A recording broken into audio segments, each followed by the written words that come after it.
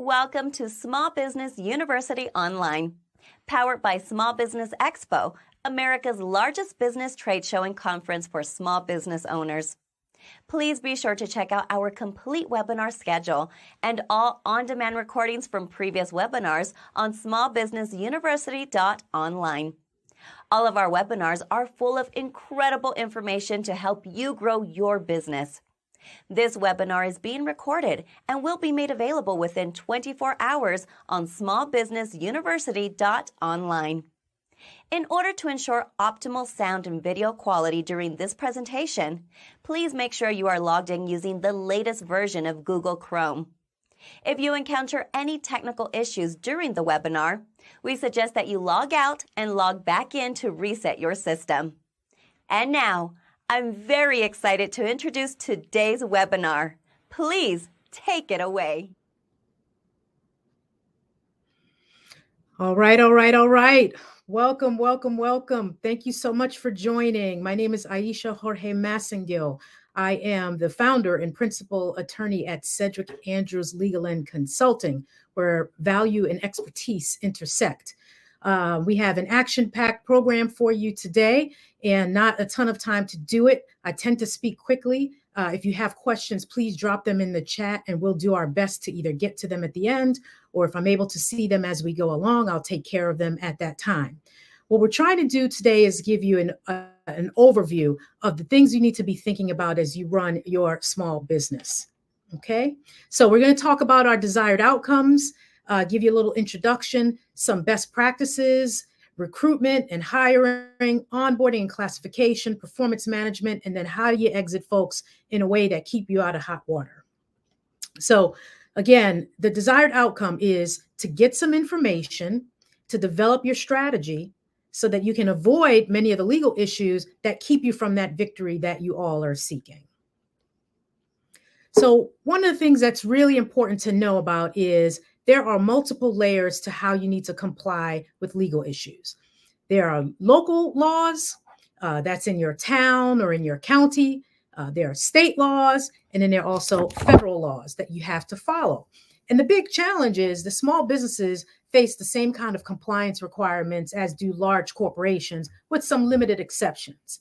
So there are no compliance penalties that are typically proportional, with one big exception in federal law. But at state level, if you get in trouble, you get in trouble, you get in trouble. Okay, the average cost to defend a lawsuit for cases that settle before trial. So that means someone writes a demand letter, sends it to your company, demanding money. They file an EEOC charge, etc. As a small business, you could spend anywhere between $75,000 and $160,000. That's before you ever reach the courtroom.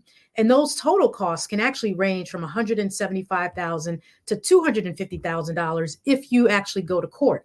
And I like to tell my clients that even though they may think they're right, once the lawsuit is filed, you no longer have the right to say you're right. Someone else is actually going to decide that. So you want to be really thoughtful about how you put in your practices, how you set up your compliance to make sure you stay out of the hot water. Okay, so let's start with before you become a big full-size business. You're normally going to have a couple of contracts. That might be with an independent contractor who's doing some gig work for you. That could be a social media manager. It could be anything. And so what I like to tell people is always get that stuff in writing. You may think you have an understanding, but there's one key legal principle that talks about the meeting of the minds. And no one can know what's inside your heads. And guess what? If you get 6 months down the road, 8 months down the road, no one remembers all the fine details that you talked about at the time you first started trying to get your agreements in place. So please, always get it in writing. It helps to create clarity, avoid misunderstandings, and make sure you read what you're saying. I am the worst nightmare for people who try to sell me things because they'll put a piece of paper in front of me and they'll point to the signature line and say, you just need to sign here. This document just says ... And I always just very politely say, thank you. I'm going to take a second to read it myself. Please make sure you read what you're signing. And if you don't understand, just pause and ask that vendor or the person who's asking you to sign something that what does this mean? Because the problem is, if things fall apart, they're going to go back to the document, and what they're going to see is your signature. They're not going to see like, ooh, that paragraph was a little bit unclear to me at that time. You want to make sure that anything that you're signing is in clear, plain language. Now, we lawyers are sometimes very bad at drafting plain, clear language. So as the business owner, you need to keep us accountable to that, right? If it's too much fancy legal language, you've got to let us know that so that we can clarify that. Same thing with key terms. If there are big terms in that agreement, don't assume that everyone is on the same page. So take a moment to clarify. What's your understanding? One of my favorite phrases of all time is help me understand. Help me understand what this phrase means. Don't just sign away. The other thing is everyone wants to get paid. Part of the reason why you're putting a contract together is so that you know, if I do this, you'll pay me that, right? But guess what? When will you pay me? A lot of times when you're working with bigger companies, they'll throw in a phrase that says net 45 days. That means you have to wait 45 days for their fancy accounting departments to process your payment. And if you're really tight with your cash flow, you need to know that. So what can you do? Sometimes you can say, can we do net 30 days, net 14 days? The best time to ask for a change to that term is before you sign the agreement. Once the agreement is signed, you're kind of locked in. So make sure you check that. The other thing you need to think about is if you need to make any changes, any modifications, or something called an amendment. That also, you want to have that in writing. We just don't want to get to a point of friction and have to guess about what were we thinking now? What was that change? Do you remember that? I know as I become a more seasoned adult, it becomes more and more challenging for me to remember the conversation that I had 2 days ago. So when you're coming to matters of importance about your business, you want to make sure that that is really crystal clear. The next thing you want to do is just make sure that you keep these records organized. You want to make sure that your filing is in a clear way that not only you can understand, but that the people inside of your business know where to find things. When I was a young lawyer, they used to always say, if you were to go out, they used to say, get hit by a bus. I don't like that. You say, if I were to go and win the lottery, right, so that I no longer worked for your company, could someone come behind me and find all the contracts, all the files where they're supposed to be? So we need to make sure that everyone is on the same page about where that information is maintained and how it is maintained. Oftentimes you can do a Loom video. Sometimes you can do a Zoom video recording yourself about where these things are filed, what your nomenclature, meaning how do you name stuff, right? How do you name stuff? Make sure that the people you work with understand that so that there's not guessing at critical times. The other thing is, oftentimes there are timing issues where it says, if you want to get out of this agreement, you have to give 30 days notice. Or the favorite thing is automatic renewal provisions for an entire new year. Someone needs to track that. Because if you want to get out of that contract, right, and you miss that deadline, it's going to automatically renew, and you'll see that payment come out of your account, and then it's too late. You've really missed your window to exit that agreement. So you got to make sure that you have those great calendar reminders, and then you want to make sure that you're conducting regular contract reviews. What you often find, particularly in this stage, and sometimes I am guilty of this, you might buy different tools, and you may find that you actually have multiple tools that do the same thing, right? And so it is a good time, maybe once a quarter or at year end, to take a look at all the vendor contracts that you have. Is there any kind of cross-pollination between those contracts? Is there an opportunity for us to consolidate resources, to exit them so that you can be efficient with your financial resources for your business? Okay. So again, the termination rights with a contract. How can I get out of this thing, right? What are the circumstances under which you can terminate? What are the required notice periods? are there any penalties for early exit? If you're taking out a loan, oftentimes is there a balloon payment? Is there some additional payment that you may owe the bank, you may owe the vendor if you leave early? You need to know that up front, because they're certainly going to see that they enforce those provisions. And again, strictly adhering to the notice, just following the rules, but you have to read your agreements to understand that. Okay, some special considerations. In these times where there are all kinds of spoofing and everything happening, it is really critical that you protect confidential information. And also, things don't always end in a happy way. So are there dispute provisions in there? If things go sour between you and the other side of that contract, what does the contract say about how we resolve our issues? Everyone doesn't have to run to court immediately, right? But is there a mediation provision, which means, we have to go to a mediator, a third party that will help us talk through what our disputes are before we actually go to court? Is there a mandatory arbitration provision, which is kind of an intermediate step where there's a third party that decides? So mediation helps you come to your own agreement with each other in a nicer way. The arbitrator will actually hear both sides and they will make a decision. So are there those kinds of things in your contract? Do you even want that? A lot of times as a business owner or even as a consumer, contracts get put in front of us and we feel like we have no choice. Like that's just what they do, what they told us to sign. And so we signed it. And I recently had a situation where I was entering into a contract with a vendor and they were like, yeah, we don't negotiate our contract. And I was like, okay, that's interesting. So I marked up their contract anyway. And at the end, while they didn't give me everything, they actually said, we've actually decided to take some of the changes and implement that into our standard contract. So if the people really want your business, they'll be flexible. Now, that comes with some limitations. One of my favorite things is like the Facebook proclamation that people put out there when they say, Facebook, I hereby revoke my consent to blah, blah, blah, blah, blah.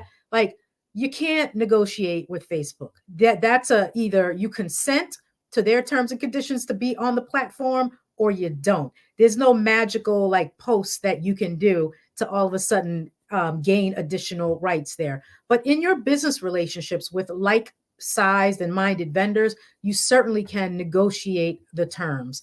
And when all else fails, make sure that you're consulting with legal counsel, particularly if there's any complexity to the matter or large dollar amounts where you just don't want to DIY it yourself and leave you and your business, importantly, vulnerable to disputes that would come down the line. Okay, so we've gotten through the phase where we're doing contracts and we've hired our first few employees. Okay, let's talk about what that cycle looks like. So here on this slide, we have a little bit of the employee life cycle. You have recruiting, you're posting, you're saying, hey, we're hiring. We've got this great role. We want you to join us. We're a great employer. Then there's how do you get them on board? What do you pay them? And what kind of benefits will you provide? How will you manage their performance? And ultimately, how you exit them. And each stage of this employee life cycle presents unique legal vulnerabilities. And sometimes it arises out of the most basic and routine legal practices. But there are small adjustments that you can make that will give you significant protection. So let's talk a little bit about this stuff. When you get into the recruitment and the hiring phase, there's certain language that to a keen ear could make you say, ooh, if you say,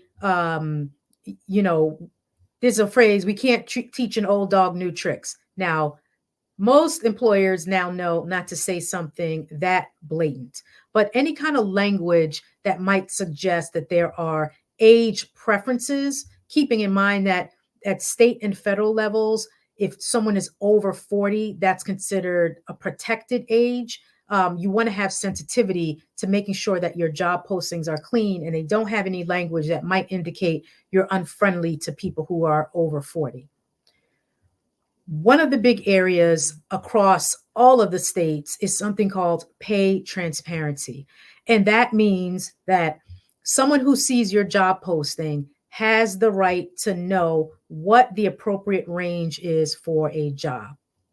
And sometimes it's the state, sometimes it's a locality. For example, in a state like New York, New York City may have a pay transparency rule. New York State may have a pay transparency rule. You want to make sure that you adhere to that. And it's not a bad thing. Sometimes, if done correctly, it lets everyone know that the value of this job is priced at this rate. There may be some other inputs, like if the person has particular expertise that's hard to get in the job market, that may come with an additional premium that increases it. And that's why you give a range and not necessarily just a singular dollar.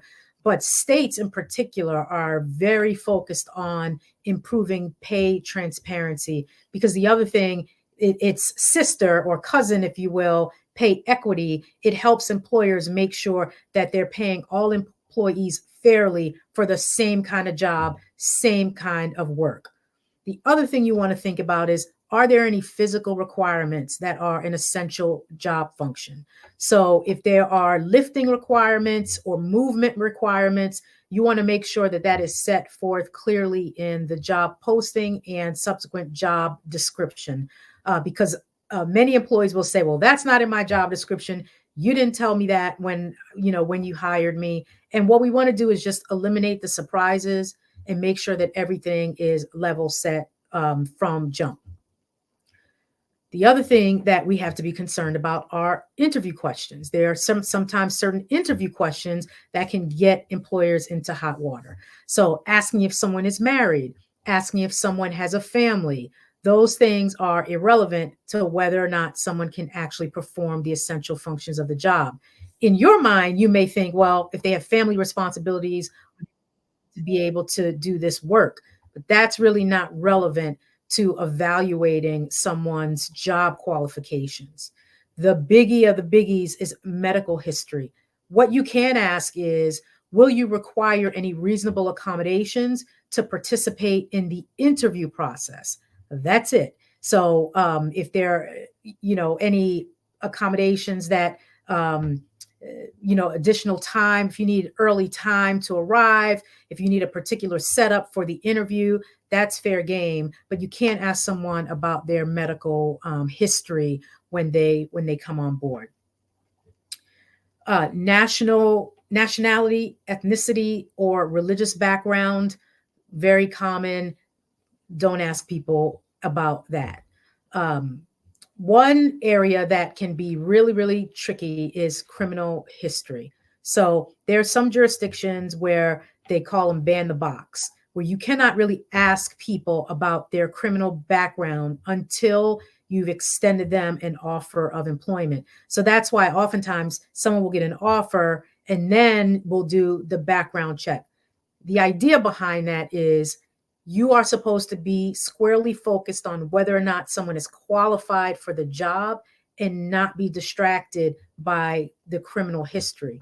There's a second part to that once you're able to get the criminal history, and that is the information, is it job related and consistent with business necessity? So if it is someone who's going to be working in your accounting function, for example, and they have a prior conviction, so not an arrest, but a conviction dealing with handling money, that's fair game. But if it's something that happened 20 years ago and it doesn't relate in any way to the job that they're supposed to be doing, you want to avoid having that come into your mind and your decision-making process when you're looking to hire someone. And so that's why really having a good system for assessing someone's criminal history once they've been extended an offer of employment is super important. And just giving a real case scenario, there was a company that was required to pay $95,000 for age-biased job descriptions. So out here in the real world, when we make these mistakes, they can have real-world implications for your business. And if you're a smaller business, $95,000 is not inconsequential. Okay, continuing with the recruitment and the hiring. Equal employment opportunity statements are continue to be really, really important, as are at-will disclaimers and an authorization to verify information. So we just talked about the background check information. You want to make sure you have a written authorization to be able to do that. Now, I just said that pay transparency is really important, but there's a third leg to the stool. So I said pay transparency, pay equity, and then there's a third kind of cousin, which is salary history. The federal government, mostly the EEOC, says, we don't want you asking people about their salary history, meaning like, can you list out what did you make at job A, job B, job C? That is because historically, women and minorities pay were less. So if you are offering someone a job based upon what they made before, then they can never overcome that bias. And going back to what I said about pay transparency, the job should be priced for the job and not the individual. That's the message that these governments, whether it be state governments or the federal government, is trying to convey to employers. So you really want to be thoughtful about how are you pricing your jobs, and during the recruitment and hiring process, staying away from asking anyone about their salary history. Now, one part to that that's a caveat is I will get asked often, is it fair game to ask, what are your salary expectations? Absolutely. And that's something I would say as an applicant will put someone in knots because they're trying to figure out like, man, I don't want to say a price that's too high or say a price that's too low, but it's fair game for the employer to ask you, what are your salary expectations? You cannot, however, ask, what did you make before? So let's shift a little bit to talking about selection documents. We want to document the reason for selection or rejection. And I would say not for every single applicant, but once you get into the consideration period where maybe you've identified there are 3 applicants for this role, here's why we selected applicant A, why we didn't go with B and C. I think you want to keep those clear records, and you're going to need them for it's going to vary by state, but you're going to make records for a fair period of time, because if that applicant comes back to sue you and to say, hey, I think I wasn't hired because I'm a woman, you want to be able to go back and say, what was our thought process when we were assessing that person's application, and being able to give a thoughtful response to why they were not hired. What that helps you do is really avoid the potential that they will want to take it further, because in many situations, your silence allows someone else to fill in their own reasons for why they think they were not successful. And oftentimes they go to the dark place. We don't want them going to the dark place. We want them to understand, hey, this was a highly competitive position. We received 53 applicants, and of those applicants, we selected someone who had all the qualifications that we had listed. Okay. I'm not seeing anything in the chat just yet. So we're shifting to onboarding and classification. Okay. Onboarding, it's so important how you bring someone into your organization. Number one, you want to just have a clear and smooth as possible process. You want people to have the sensation that you have been expecting them, that you're prepared for them. I remember starting at a company years ago. I didn't have a stapler. I didn't have a pair of scissors. It was just like they decided yesterday to hire me. It barely had a desk to sit at. And you just, in terms of setting the tone for a new hire, you want to make sure that they get the sensation that we're happy you're here. We're ready to receive you. But it's also really critical from setting the expectations, right, for someone's employment. As an attorney, my mind automatically goes to, how do I help to defend? How do I help you position yourself to give a proper defense for claims? But it's really bigger than that, and it's more basic than that. It is in the context of giving your employee a really healthy, positive onboarding experience, and importantly, importantly, setting the expectations. That first 90 days, not because it's a probationary period, but because it is sets the tone for how someone's going to experience your organization, is really, really critical. Okay. So you just want to make sure that that's clear. Getting the handbook acknowledgement. I know, in the speed of the day, sometimes you miss that. But how does it play out in the future where it can get really, really important? Um, a dispute arises as to that person's employment and they are not following a policy. It is a really, really nice piece of information to have where we say, we communicate clearly to our employees about what the expectations are. And as a matter of fact, we have Aisha's signature on the bottom of this handbook acknowledgement. So she cannot feign ignorance. She knew what the rules were when she came on board. Okay, so that's the importance of that. The other thing that I think keeps me up at night is everyone is not a contractor or a consultant.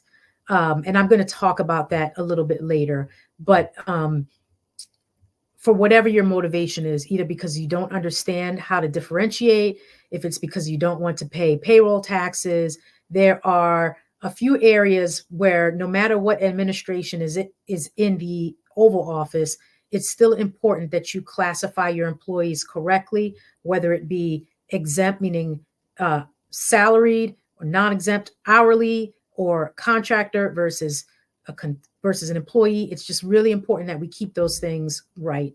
And then just going back to what I said about that first 90 days, I think old school thinking is, let's have a probationary period. We try them out. Sometimes there's in the past been some case law that says when you talk about probationary periods outside of a union environment, so just not non-union environment, when you say 90 days, that almost implies that the person has a right to employment. And so I don't necessarily like probationary periods. If within that first 90 days you assess that the person's not working out, you be very clear and articulate the reasons for why they're not working out, and then you move towards your exit process without tapping on probationary period. I think that sometimes gives a false sense of security for folks to tab them as probationary. That's sometimes not helpful on the back end. I talked about classification, right? Just so that you know, high level, there are a number of tests for whether or not someone's an employee versus an independent contractor. Some of them come from the IRS. Some of them come from the Department of Labor. Some of them come from your states. And the bottom line is why the government is really, really interested in this is because of tax revenue. Again, if you name someone as a consultant or contractor, they're not paying payroll taxes. The entity, the government entity, is not getting those taxes. How does it come to bite you? Say the person that you agreed, you thought you had an agreement that they were an independent contractor. We're about to go into allegedly some turbulent times, and say that person decides to file for unemployment and they say you were the employer. You're like, I wasn't the employer. We had an agreement. They were a consultant. Well, you're inviting the government in to assess whether or not they were actually an employee. And a lot of times small businesses will get tripped up as a result of that. The other thing is full-time versus part-time and how that can sometimes impact benefits eligibility. You know, at the federal level, remember that as a result of Obamacare, if someone has 30 hours a week or above, they're eligible for some kind of benefits. And when people don't get their benefits, they get upset. So we need to be mindful of that. And just in these misclassification issues, the DC Attorney General just obtained a recovery from a local business for $3.4 million for misclassifying its workers. So these things have super real impact when you sometimes make an honest mistake about how you're treating them. The other area to watch out for, especially in terms of what's happening right now, is the I-9 verification, because you can really get tripped up when you're verifying someone's employment. And one of the things that's kind of coming to a head with immigration issues is, do you have the right kinds of documents that you're validating someone's eligibility to work in the United States? So just make sure that that's another area, if you're unsure, that you get help auditing your I-9 processes, making sure that your HR folks are trained on what documents, A versus B, combination thereof. If you don't know what that means, hit me up. I'm happy to have a conversation with you about those kinds of documents, but making sure that you're validating that they're lawfully able to work in the US is critically important. Okay, so leaving onboarding, you have them on board. You've had this wonderful onboarding experience, right? You've overcome all the hurdles of pay transparency, and you have this great employee, and you're ready to go. So one thing that I want to be clear about is there's a difference between kind of performance management in the context of, is the person doing their day-to-day job? And when they don't meet those expectations, what are the tools that we can use to make sure that we recover them, versus someone violates your policy, which is more of like when you need corrective action. Because I think in a later slide, I may have that be a little blurry. And I actually was just on a call with a client yesterday where we were having that conversation, and I was having to parse that out for them, that these things are not one and the same.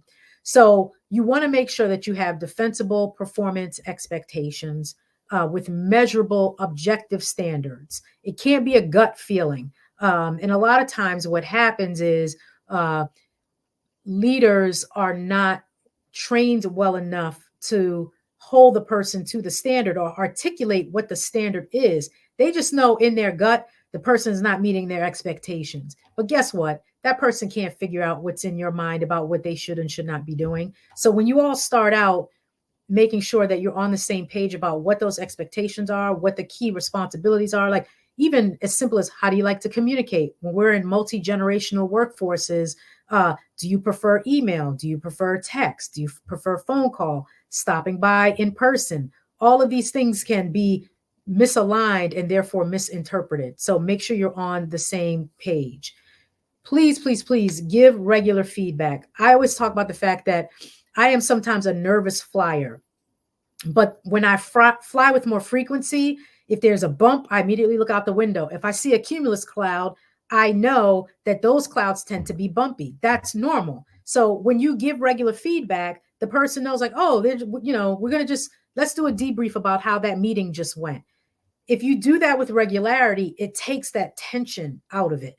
If you wait, like, let's have a talk, we need to talk, that adds an extra layer of pressure that serves no one. So please give the regular feedback, document the feedback, because what often happens is you come to me as the attorney, you're ready to get rid of someone. There's no feedback, there's no documentation. You swear to me, you've talked to the person. I say, you got any emails? Send a couple of emails. They're opaque. They don't really tell me anything. So just make sure that that is really, really clear. Okay. Some things that help keep you ready for defending yourselves as an employer, making sure that the documents were made in the moment or shortly thereafter, not made up after the fact. In fact, made up after the fact is not above board.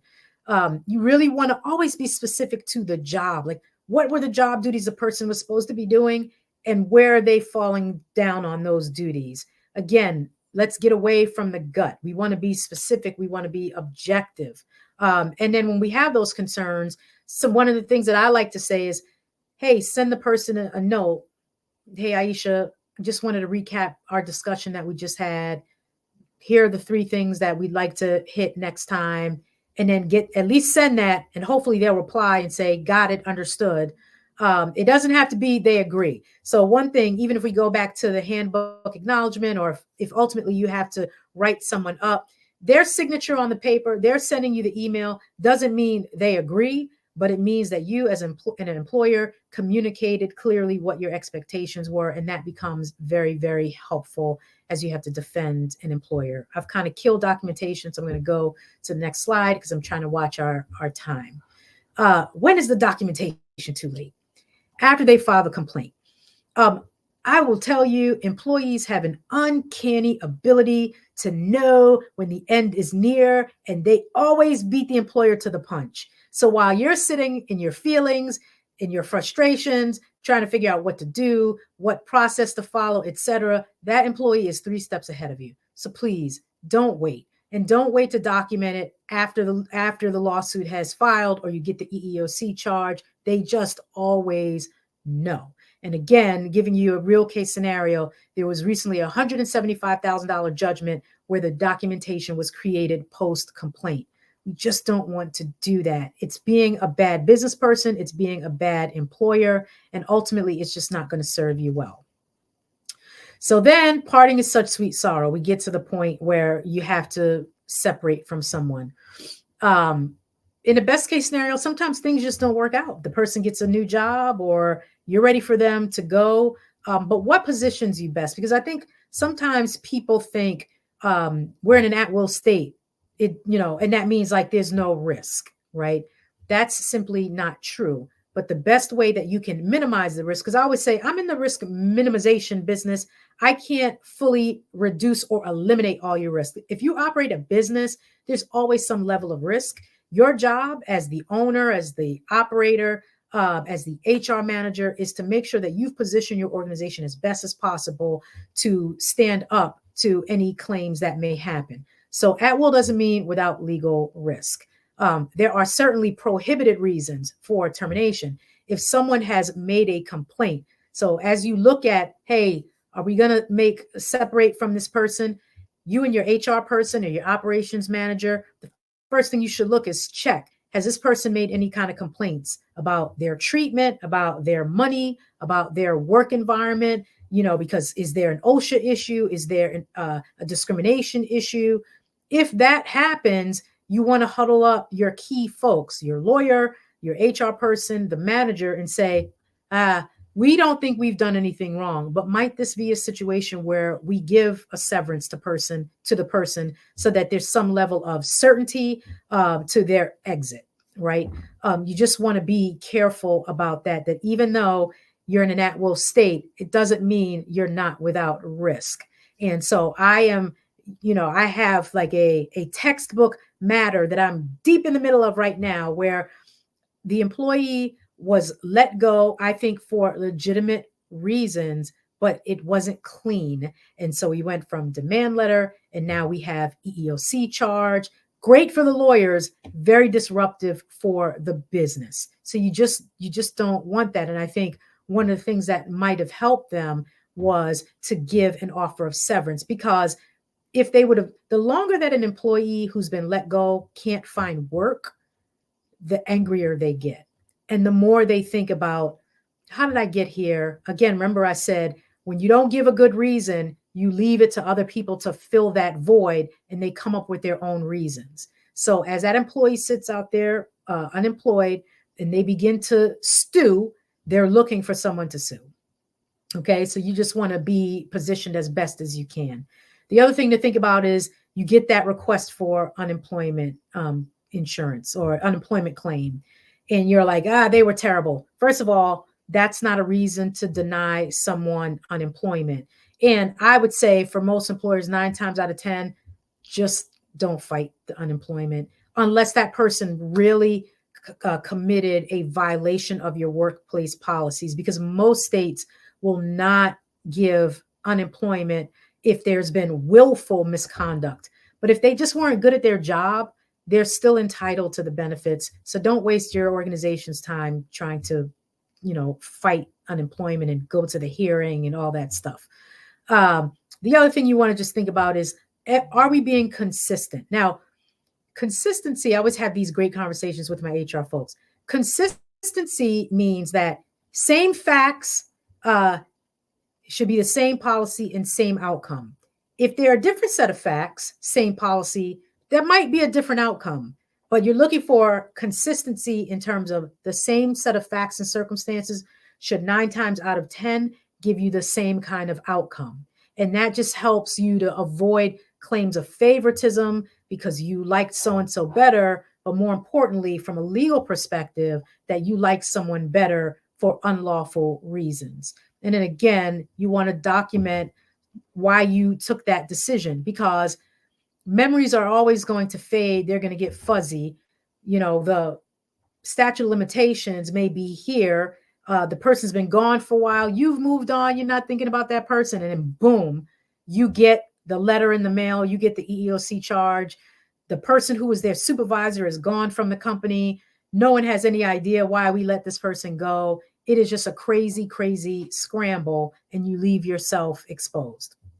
Okay, so some states, once they leave, there are final pay requirements, and you just want to check what's the rule in your state. In California, for example, like that person gets terminated, you need to be prepared to cut them a check that day. They are entitled to their pay. Also, there are different rules around accrued PTO. So if you accrue PTO, the idea is that the person's kind of earned that PTO and therefore they're entitled to it. In a state like Maryland, where I am, you can say, if you leave us, you don't get that PTO, but you have to have communicated that when the person came on board. You can't get to the end of the road and say, man, I don't want to pay them PTO. Nope, you're stuck. You have to pay that out. And sometimes that can be a big liability, meaning that could be a sizable payment to that company. So you want to just be thoughtful about what are the final pay requirements for your state? And, do I have to pay it all out? Was it just a bank of PTO? And then, of course, you overlay sick leave, which normally you don't have to pay out. You don't have to pay sick time because conceivably you need to be sick to use sick pay. If you're leaving, it's not because you're sick. You're not entitled to it. So these are just some things to think about when the person is leaving out of the door.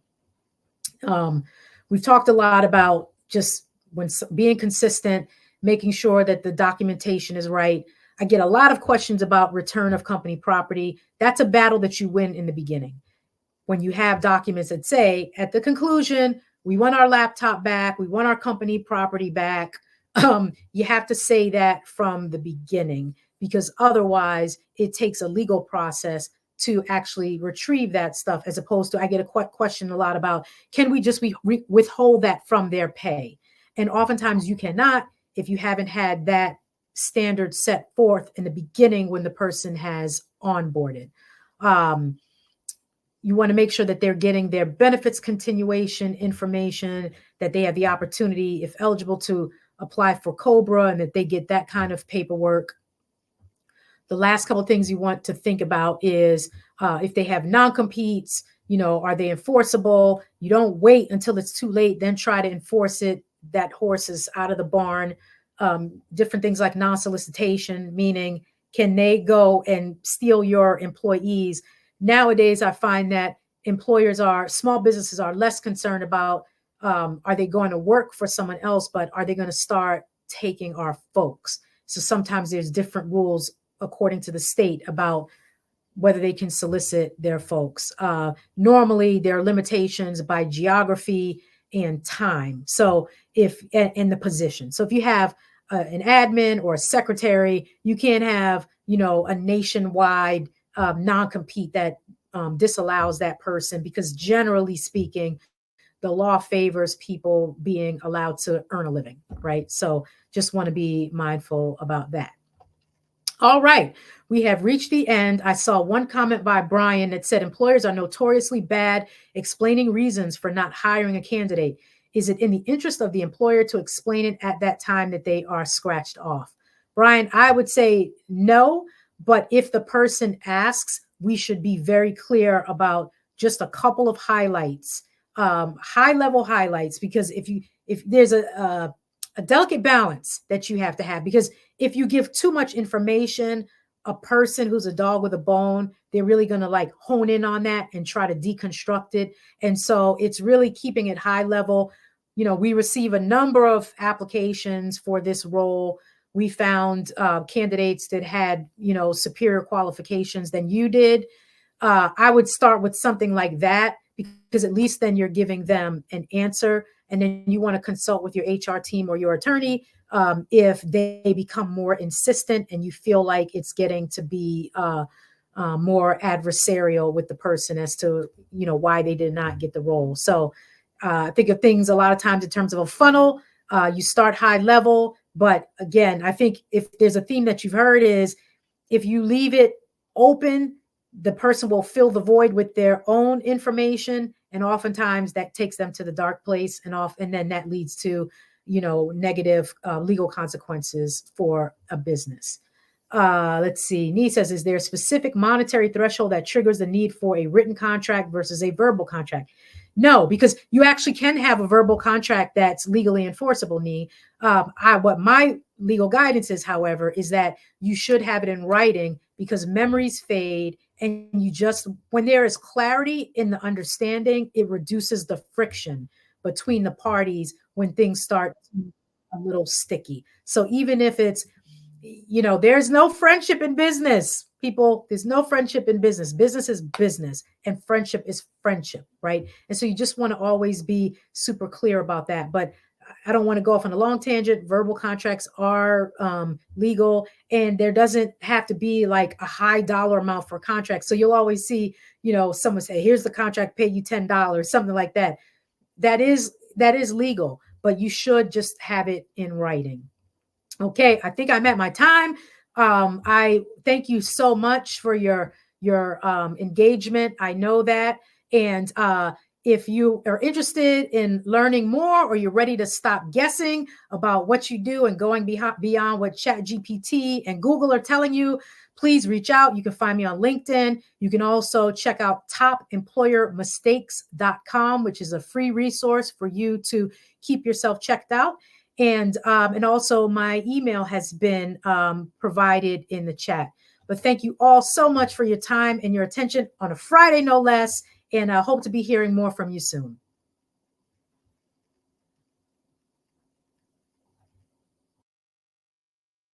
Thank you so much for that informative presentation. We really enjoyed it. As a reminder, this webinar was recorded and will be available on demand within 24 hours on smallbusinessuniversity.online. Please remember to frequently check out our webinar schedule on smallbusinessuniversity.online for other great weekly business building webinars. Thank you all for joining us, and have a great rest of your day.